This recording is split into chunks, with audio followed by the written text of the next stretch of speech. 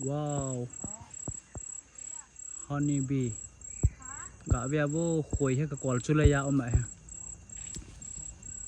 azu ôm đâm guys tùy đàn đàn cho nhưng các lăng cho tâm à tâm hay azu hơn nhẹ chạy phát nào thì xòm hôi hôi đấy này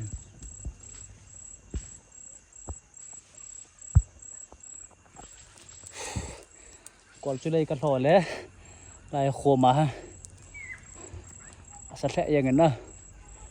nó tỏ vang nó mẹ còn chú tuần ta ông kiệtยังthay đổi còn chú lấy chú lấy khối du dòng free na cái lạ ngầm ngầm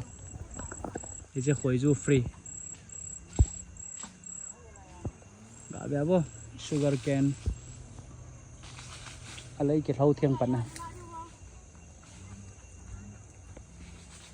si tu chặt nó lắm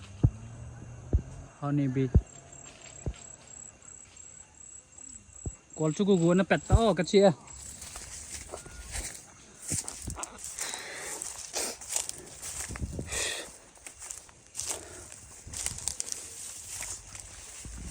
chân chỉ tận hậu bye bye